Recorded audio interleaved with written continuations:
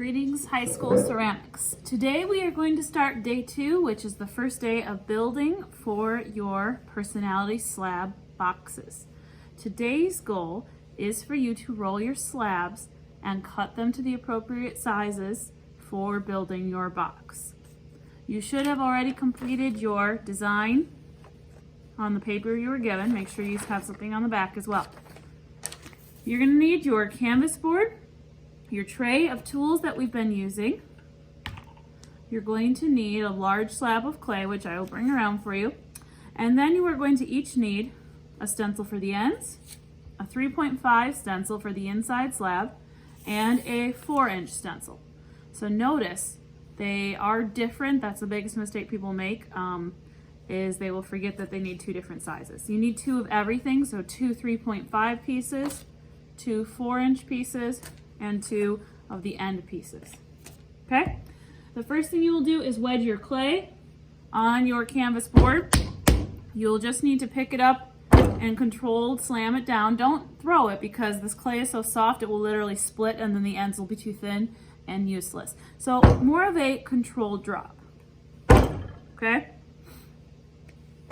You only probably need to do that about 5 or 6 times. Okay?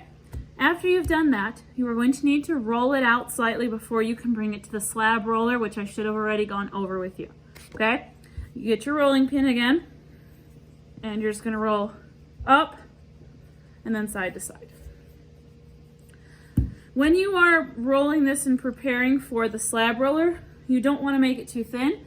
All we're doing is making it slightly more thin so it can fit through the rollers. Okay? In general, if you're going for like a 1/2 inch thickness of your clay, you want it to be about 3/4 of an inch. So a 1/4 inch bigger than what its final piece will be. Okay? If you're not sure, just let me come see it. Always roll it less than you need rather than more, because if it's too much rolled, if you end up with areas too thin, remember you have to go all the way back and recombine it. And you have to really pat it if you need to go back and re-wedge it so that it's all combined and there's no air pockets. Okay? So this is what you would have to do if you ended up rolling it too thin. And you'll have to go back to that first step again where we're just control drop on your canvas board. Okay? So let's assume it looked fine. You went over to your slab roller. You went through all those steps and then you brought it back to your seat. Okay? So here I have 2 slabs already rolled. Make sure that you have the 2 boards up on the slab roller. That way we're getting the correct size. And you're gonna need a lot. I mean, I have 2 pieces here. We will see if I can get all of my stencils cut from these 2 pieces. It's likely you will not get all of your pieces cut today, because think about it, that's 6 pieces.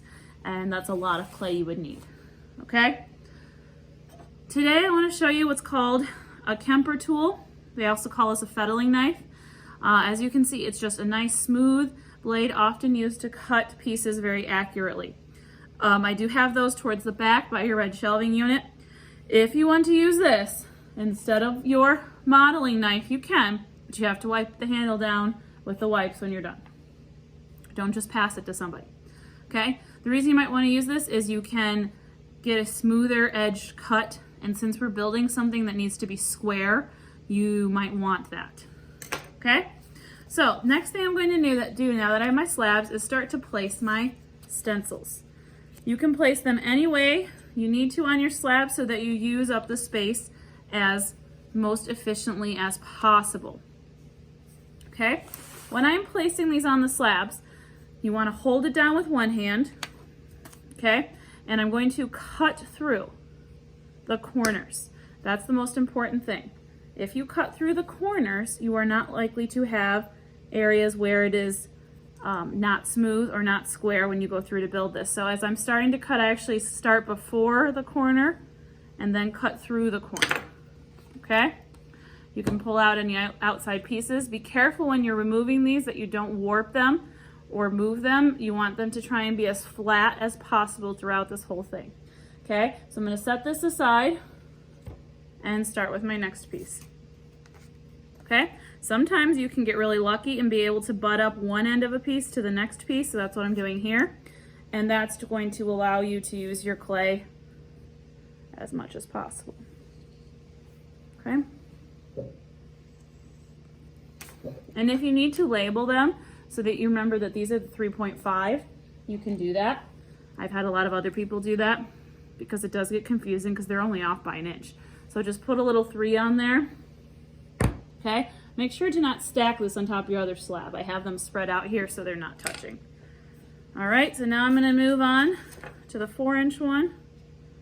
Okay, and I'm still working from that same side because it's 4 inches the width-wise, not the length-wise. When you use the felling knife, you can see there's a beveled edge, so make sure that's the side you are cutting with.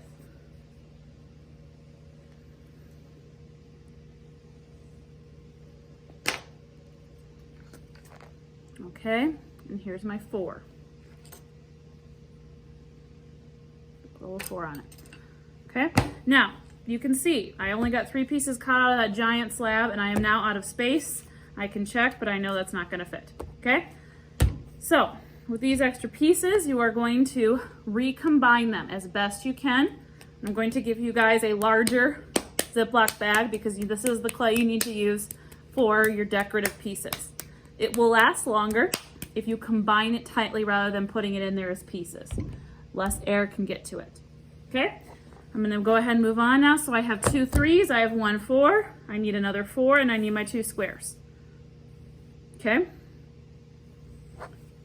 again, starting to cut before I reach the corner and then cutting through the corner.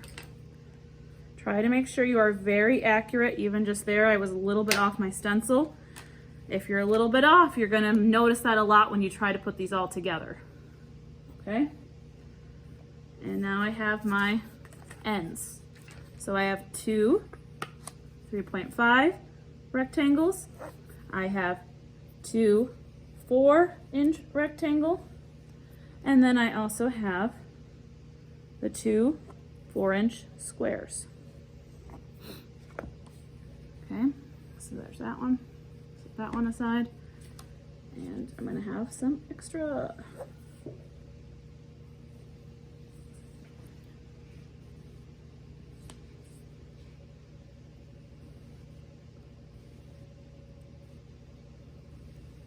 Okay. I'm gonna go ahead and stack all my extra clay here. Once you guys are done, no matter how many you get cut out today, whether it's 2, whether it's all of them, whether it's all 6, okay?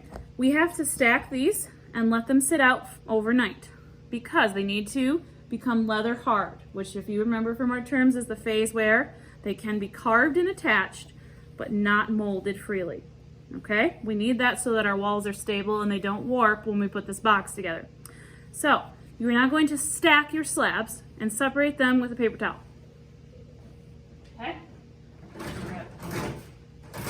It's very important you separate them with the paper towel because they are such a soft clay, they will stick.